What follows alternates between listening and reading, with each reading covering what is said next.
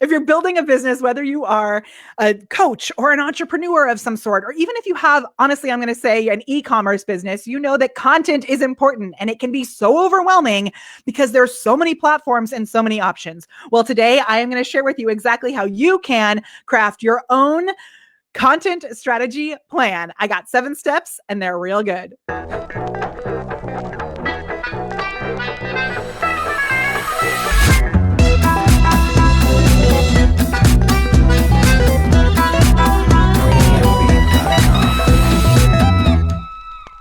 All right. The first step is you're going to set your business foundations. Now, that's something that a lot of people honestly miss. They forget about it. They don't prioritize it, and then they create content that falls flat. So what do I mean when you're setting your business foundations? I mean, you want to know your ideal client. You want to have a clear UVP, which is your unique value proposition. What makes you different? What makes you the person, the company that people should come to buy something from? And you want to have your branding in place before you create your content plan, because it is going to be important when you actually start to create the content. So you want to know the energy that you want to put out there. You want to know the exact hex codes for your colors, the font, the kind of feel of the graphics and the things that you're going to be creating. Get all that in place. Then the next thing that you want to do is identify your big rocks. Now, when I say big rocks, I mean the things that are actually important that need to go in your calendar. So that is the first thing would be your family. Oh my gosh, your friends, yourself, holidays, and things that you're going to be promoting for your business. After you get those in place, then you can look at partners and publicity options. And we've got some really great resources about this, which you'll find in the show notes and all that. But you got to get those big rocks in place first. I have an awesome content calendar that we use to do this, and you'll find information about that somewhere around this video as well. And from there, after you get those big rocks in place, you want to pick your main number one platform. So what's the place that you're going to show up with the most vigor, right? And then from there, we're going to worry about the other platforms next. After you pick that main platform, we're going to decide on your consistent pillar post. Now, for us, that's a weekly live video that we do on the Book of Faces.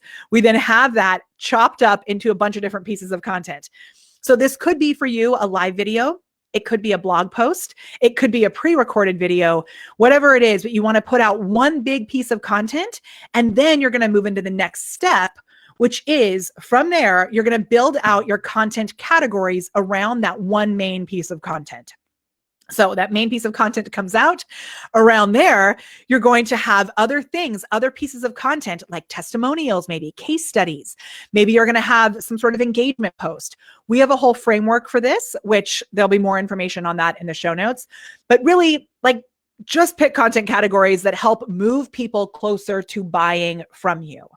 Then, after you have those categories, you're going to create your repurposing plan. Now, for us, we have a system that can allow you to turn one video into 100 pieces of content. I have the whole entire thing in a program called Content Repurposing Magic. If you want more information about that, just drop the word magic and I'll get it to you. But we have it very streamlined that every single week, we do one main piece of content and then it's chopped up into all these other pieces of content. You can start small. Just create one extra piece of content for the first week. The next week, maybe you create 2, right? You add on, it's like a lovely parfait, right? You can always add on to this. As long as you're creating that first piece of content strategically so that it's something that you can chop up. Like with this video here, we're recording this with B.Live and we have the agenda set. So it's easy for us to see where those bullet points are. So we can chop them up into quote cards, into little snippets and things like that that we can use on other platforms. Okay, and then from there, you're going to dive into your social media strategy and content creation tools. So the content creation tools that we love are tools that allow you to edit your content in the first place, create new pieces of content, and then get it scheduled.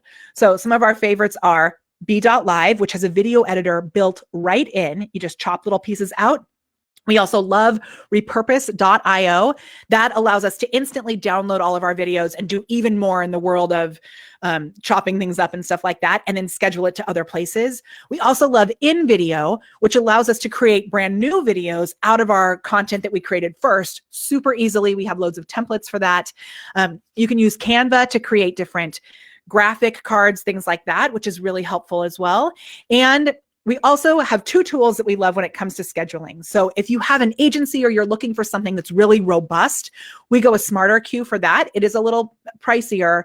So if you have an agency, for me, I love it. We're on the option that I think is $79 a month, but we use it for lots of clients. Also, if you're more of like, as they say, an underdog, Hello Woofy is a really awesome option for creating content and scheduling it to go out. And it even has these really cool AI capabilities where it can help to write the content for you. Both of those tools also allow you to create these queues where the content is then scheduled on repeat. For me, knowing that I have content that is just set to go out, sometimes when that content repeats itself, I get like, oh my gosh, I already posted that. And then it totally surprises me and gets way more engagement than it did the first time. It's totally crazy. But you can use this content again and again, because remember, it's not about more content. It's about less content and more conversations that lead to conversions. It's real good. And there you have it. That is your entire framework for your content strategy plan. If you have any questions about this, we would love to support you. Drop the word call. I'm happy to share some information about how you can get to your best next step with putting all this in place. And man, I just love being able to be here and creating these videos for you to help you get out there into the world, unlocking your inner awesome and really making a bigger impact. My name is Molly Mahoney, and I'll see you next time.